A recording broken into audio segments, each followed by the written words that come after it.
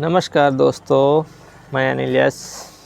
दोस्तों, आज हम बात करते हैं सनातन धर्म की एक विशेष खूबी के बारे में। इसमें खूबियाँ तो बहुत हैं, लेकिन आज हम एक खूबी के बारे में बात करते हैं। दोस्तों, जब किसी का विवाह सनातन धर्म की संस्कृति के तहत होता है तो दूल्हे और दुल्हन को एक विशेष प्रकार के पीले वस्त्र पहनाए जाते हैं। जो कि दूल्हे को पहनाया जाता है उसे हमारे बुंदेलखंड में जामा कहते हैं, और दुल्हन को एक पीली साड़ी पहनाई जाती है। वो पीले वस्त्र हल्दी से रंगे हुए होते हैं। और दोस्तों, हल्दी का एक विशेष गुण होता है कि उसमें एंटीबायोटिक होती है, वो जो कि बीमारियों से बचाती है। तो जब हम हल्दी से उन वस्त्रों को रंग देते थे और उन्हें दूल्हा पहनता था, ये दुल्हन पहनती थी, तो उसका भी बचाव बीमारियों से होता था। क्योंकि ये हजारों वर्ष पुरानी परंपरा है, जाने कितने वर्षों से चली आ रही है। तब हमारे पास चिकित्सा सर्वसुलभ नहीं थी। पहला हमारा प्रयास ये होता था कि बीमारियों से कैसे बचा जाए, हमें बीमारियां हो ही ना। उस समय से लेकर आज तक हम उस परंपरा को निभा रहे हैं। तो ये वैज्ञानिक रूप से प्रमाणित था कि हल्दी से रंगे हुए कपड़ों को पहनाकर दूल्हे और दुल्हन को बीमारियों से बचाया जाता था।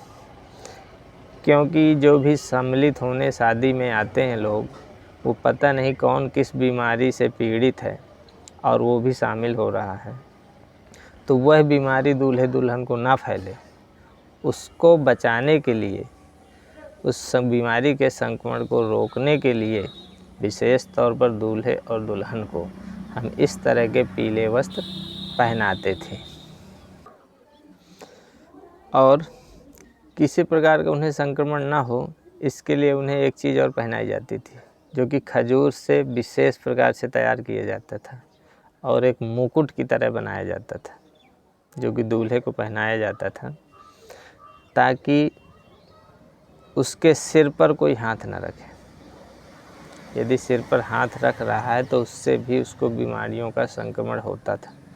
इसी प्रकार से लड़की को भी खजूर से बना हुआ एक मोर पहनाई जाती थी। तो इन सब का उद्देश्य यही होता था कि दोनों दूल्हा और दुल्हन को किसी भी प्रकार की बीमारी ना हो। यदि उनको कोई बीमारी हो गई तो विवाह जो हो रहा है उसमें बहुत समस्याएं खड़ी हो जाएंगी।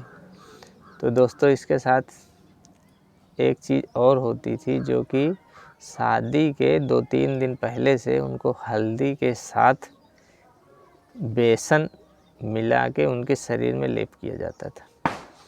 उसका उद्देश्य केवल शरीर की सुंदरता बढ़ाना नहीं, बल्कि उसका उद्देश्य ये होता था कि शरीर में जितने भी कीटाणु बैक्टीरिया हैं वो सब नष्ट हो जाएं और शरीर पूरी तरह से साफ स्वच्छ हो जाए, ताकि किसी प्रकार की बीमारी उन्हें ना हो। तो दोस्तों, यही बात जो ये जामा पहनाया जाता था, यही आज के समय में हम यदि देखें तो जब कोरोना आया और पूरी दुनिया में कोरोना फैला, तब आपने देखा होगा कि कोरोना से बचने के लिए एक विशेष प्रकार का वस्त्र, जिसे पीपी किट कहते हैं, पहनते थे। उस पीपी किट से कोरोना उनके ऊपर अटैक नहीं हो पाता था या उससे बहुत बचाव होता था। तो उसी पीपी किट की तरह ही जामा था। सोचिए कि उससे पूरा शरीर ढका है और एक हल्दी से लेपित कपड़ा, जो कि वो बीमारियों से वैसे बचाव कर रहा है। तो उस टाइम से हम पहनते चले आ रहे हैं, जो कि हजारों वर्ष पहले से, और आज भी हमें उसकी आवश्यकता महसूस हुई और हमने पीपी किट के रूप में उसी तरह का वस्त्र धारण किया। तो दोस्तों, ये सनातन धर्म पूरी तरह से विज्ञान पर आधारित धर्म है। विज्ञान ने प्रमाणित किया है कि इसका जो भी क्रियाकलाप है वो कहीं ना कहीं विज्ञान से जुड़ा हुआ है और वो हमारे लिए लाभप्रद है। तो दोस्तों, ये है सनातन धर्म की अच्छाइयाँ, और इसमें कुछ बुराइयाँ भी हैं जो कि कालांतर में उत्पन्न हुई हैं, और उन बुराइयों में सबसे बड़ी बुराई है जाति। उस पर भी कभी बात करेंगे। आज बस इतना ही। नमस्कार, जय हिंद।